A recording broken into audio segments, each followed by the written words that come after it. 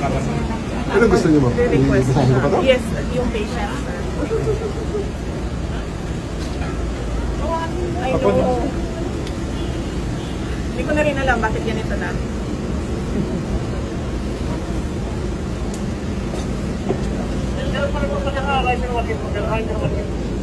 So may assisting physician?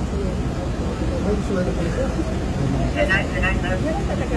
May facility. Kinload nila, sir. Kinload. Ayaw mo talaga ayaw mo Decide siya. yung ambulance no? Deadline. Decide siya on her own.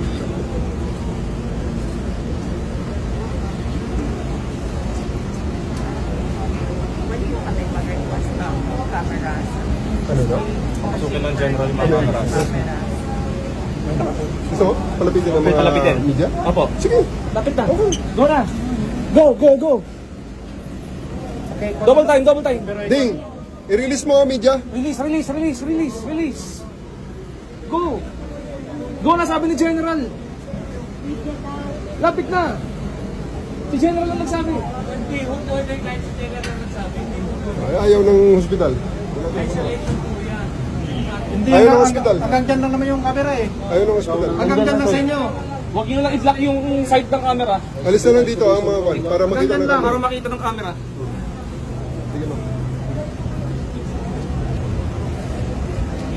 I-clear natin ito yung para makita ng camera.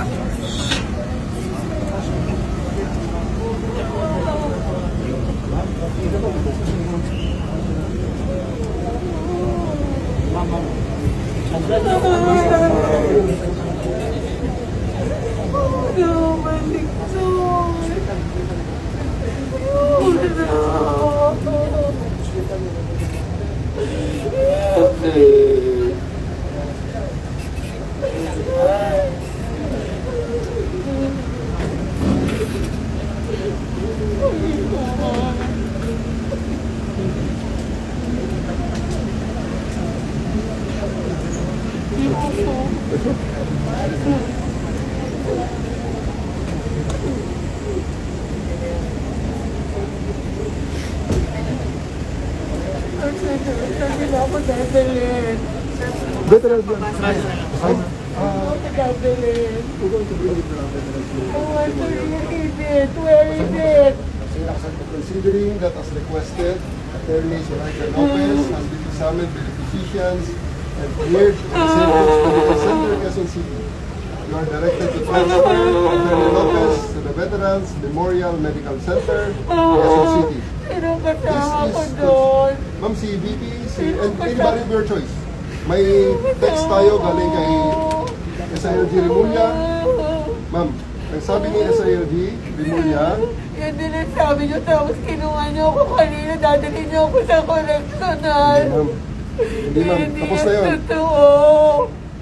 To General Nick Torre from the SILG John Vic Rimulya, transfer of Attorney Zuleika Lopez to Veterans Memorial Center. Dear General Torre, as verbally agreed upon, the transfer of Attorney Lopez to the Veterans Memorial Hospital shall be complied with respect to the House directive to transfer her. Please accord all security measures necessary to ensure her safety. Furthermore, please allow the untethered access of her personal physicians during her confinement. The attorney will also be accorded full visitation rights of the following people: Senator Bato de la Rosa, Senator Amy Marcos, Vice President Sara Duterte. Please be advised that all pertinent hospital safety guidelines should be followed, as well as hospital policies on visitation practices. For strict and immediate compliance, signed, SILG John Vic Rimulya. Ma'am, assurance yun. I don't need your assurance anymore. That's what they told me in the house. And look where it brought me. Dito, maraming witness. Dito naman si, sasakay ka naman sa sasakyan ni Pumayag sila VP. sa media, pumayag sila kay Senator Bato. Ma'am, sasakay po Pumayag kayo. sila sa akin. Sasakay po kayo sa sasakyan ni VP. Kasama niyo po si VP sa sasakyan. She will be transporting you to Veterans Memorial Center. Pumayag sila. Hindi ka naman iiwanan ni VP, ma'am. sure yan, Nick, di ba? Yes, sir. Promise. Of course, sir. Nandiyan naman si BP. They are just in one car. Si Arturo. Okay, ma'am?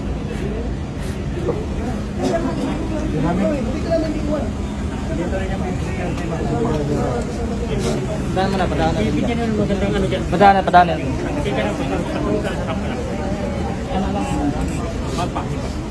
Ay, ala na yun dyan. Si BP, baka ma'am, paan niyo, ma'am, paan niyo. Paan niyo.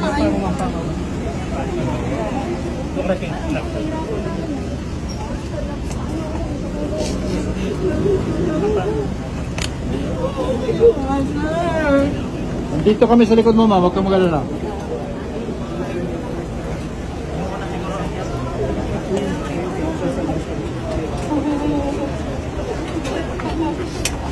Muna ako ha.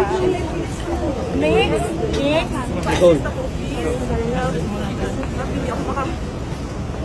Salamat eh.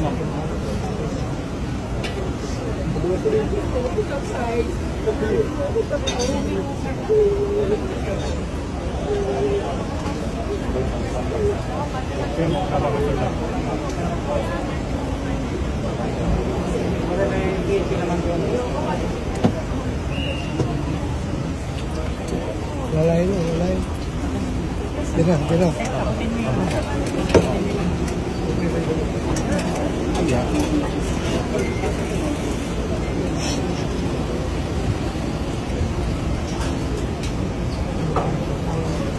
Abangin nyo, guys.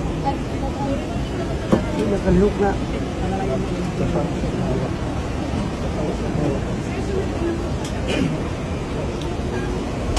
Same.